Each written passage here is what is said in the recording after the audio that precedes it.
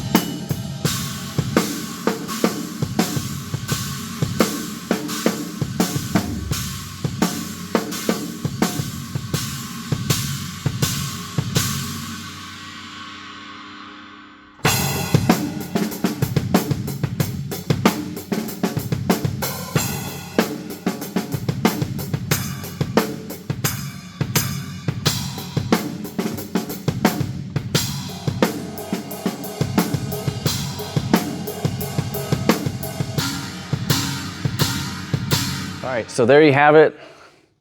Earthworks cymbals against the Temu Obsidian cymbals. Very cheap entry-level cymbals.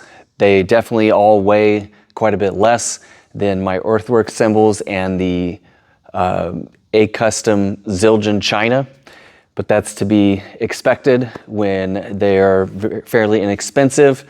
But overall, for my first thoughts on all of them, not bad considering I paid about $100 for all of these. So if you're wanting to get into drums and you just don't have the budget to get the fancy stuff, I say there's nothing wrong with this. There was different colors. I chose black because I am going to use them for videos to kind of make it look cooler, to fit the mostly black setup of my stands and tom heads.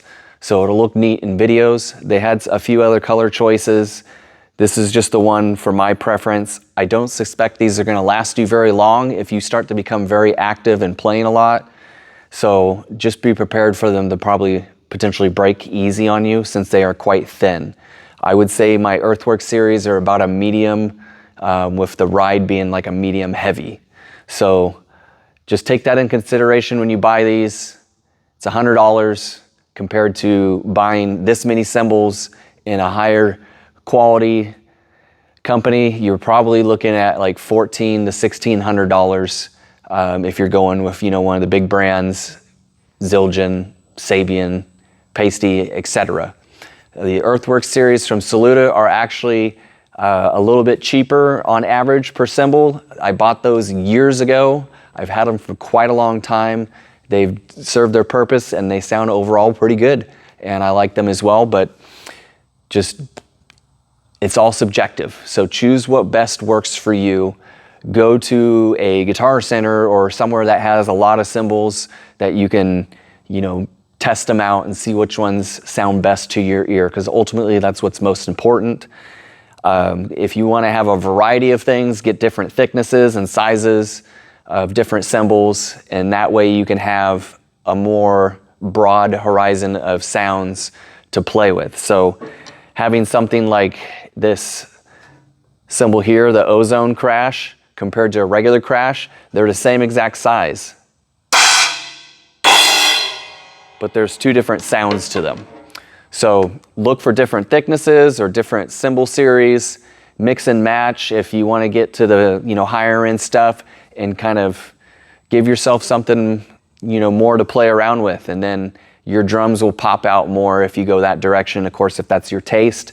I personally like to have kind of similar of everything, just different sizes, so there's, you know, a difference in the sound because of the size. So in my perfect world, I would have an 18-inch crash here, a 16 here. The 10-inch splash isn't too bad. If I wanted to do one more, I might do an 8-inch to have somewhere else. And then I had originally a 16-inch China here, and then of course the 18-inch here. So this one, my Zildjian is an A Custom, whereas the one that I have here is a 16-inch Oriental China Trash, which personally up until now, from the cymbals that I've played, is my ultimate favorite as far as the China goes. The 18-inch Oriental Trash that I normally have here is also pretty awesome. I've been using that one for many years too. I love it as just having a little bit darker and heavier sound. So what I do is, if the riff requires something a little deeper toned and it's a breakdown kind of riff type of thing, I might use that 18-inch China compared to the 16. But if they start moving up on a higher octave or something like that and it's still a breakdown, I might switch it to the 16. So things to think about, but ultimately overall, I would say buy them if you need something to just get started. If cost of cymbals is holding you back, start with cheap. That's what I did a long time ago, is I had some cheaper cymbals and they served their purpose. And then as I was able to afford better ones, I upgraded and tried different things over time. So if you enjoyed this video, let me know what you thought about these cymbals in the comments. Subscribe to the channel. There's going to be a lot of drum stuff that I'm going to be doing on here, mostly playthroughs and stuff of my band, Pray for Rain. But on occasion, there's going to be some side stuff that I do, things like this, just for fun. If I get my hands on any other cymbals and different things, I'm going to test them out in a open kind of setting like this as much as possible, with literally just my phone audio. So all those drum cymbals you heard throughout this whole video was literally just the phone, an Samsung S22. I did not have these mics on when I was doing the sounds of all the cymbals. So just so you have an idea of what it sounds like without putting high-end cymbal or overhead microphones on all of these, so you can tell the difference in a very cheap way, is the best way I can describe it. I was trying not to overdo it, so you can see the differences through literally just one phone on a camera mount above the drums. So hopefully that helped you guys make a decision on what you're gonna do with your next setup. But again, I bought these off of Temu on a whim, wanted to test them out, and mostly for video content. So hope you guys thought it was good. So I'm gonna go ahead and send this off and we'll go from there.